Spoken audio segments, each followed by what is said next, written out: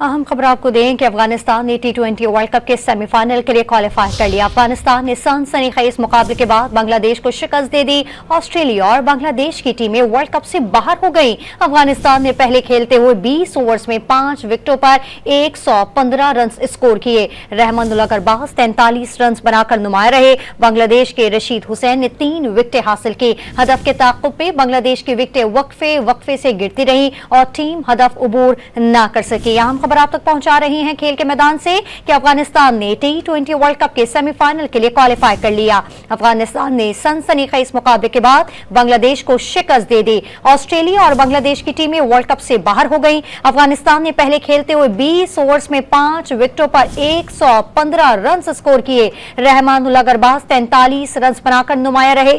बांग्लादेश के रशीद हुसैन ने 3 विकेटें ली। हदफ के ताक़ुब में बांग्लादेश की विकेटें वक्फे से गिरती रही और टीम हदफ उबूर न कर सकी।